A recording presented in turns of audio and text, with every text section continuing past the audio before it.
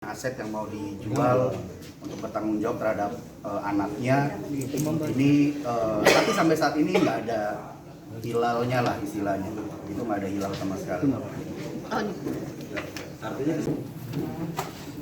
Mungkin saya jelaskan modusnya di sini adalah investasi. Jadi beliau menawarkan investasi, sekali lagi saya tegaskan investasi bukan pinjam meminjam uang. Jadi investasi yang sifatnya instansi terkait tempat beliau kerja maupun instansi tempat orang tua beliau kerja. Jadi prosesnya itu adalah kita ditawarkan investasi misalnya dengan angka 50 juta, itu pengembaliannya 60 juta dan seterusnya. Hampir mayoritas semua korban mengalami yang sama. Ceritanya semuanya sama. Mau itu di RSUD maupun itu di Polresta ceritanya sama. Begitu. Pengadaannya apa? Pengadaannya macam-macam, ada yang ISO di rumah sakit, ada meeting, ada juga kalau di Polresta itu pengadaan beras karena waktu itu mau katanya untuk anggota, berasnya itu mau dibagikan untuk anggota. Iming-iming keuntungannya berapa dan pengembalian berapa lama? Untuk iming-imingnya semuanya normatif ya, beda-beda dalam artian ada yang misalnya kita naruh 50, ada yang dibalikinnya plus 10, ada yang dibalikin plus 15, ada yang plus 5, bahkan plus 20 pun ada, tergantung nominal yang diinvestasikan. Semakin besar nominal, semakin besar juga investasinya. Bahkan ada yang 100%. Ini yang kita dapat informasi ya. Ini ada yang 100%, kalau misalnya naruh 100 dikembalikannya juga 100. Mungkin Ana kalau nggak salah seperti itu ya. Tapi terminnya itu 3 bulan. Iya, semakin besar investasi, semakin lama pengembalian, tapi nominalnya itu hampir 100% keuntungan.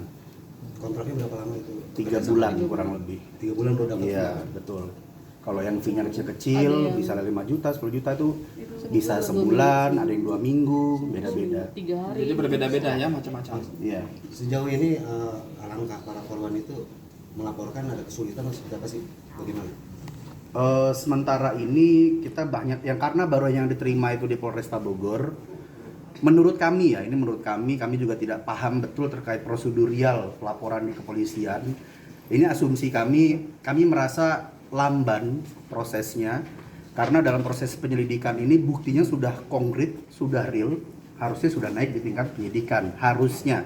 Ini balik lagi, ini menurut kami ya, asumsi kami. Tapi sampai saat ini tidak ada langkah-langkah konkret dari pihak kepolisian dan juga tidak ada naik ke kasus penyidikan. Jadi hanya sebatas penyelidikan terus, dan pun kalau kita dipanggil untuk dimintai klarifikasi dan keterangan itu rentangnya itu bisa 2 minggu sekali, seminggu sekali, dan itu ya hanya sebatas normatif kata-katanya.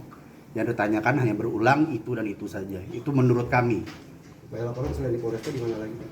Di RSUD Cibinong. Selain di Polresta, laporannya ke mana lagi? Ke Polres Bogor.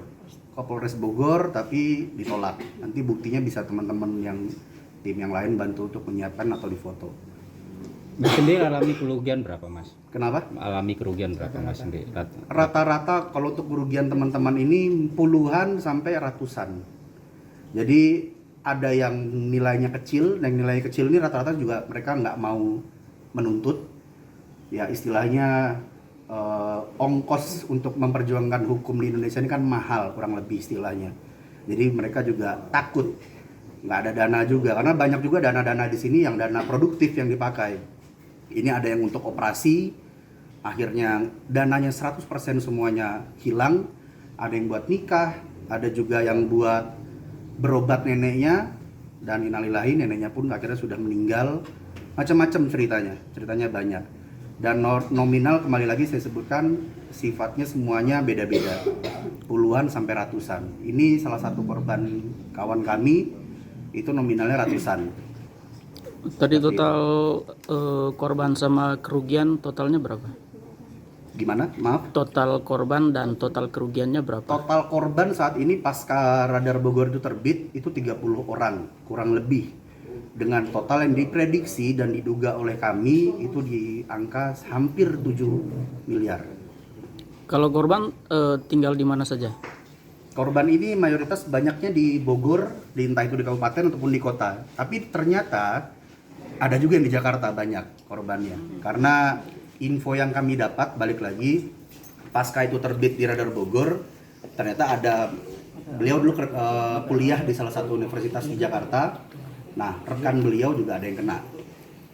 Begitu. Boleh ditunjukin.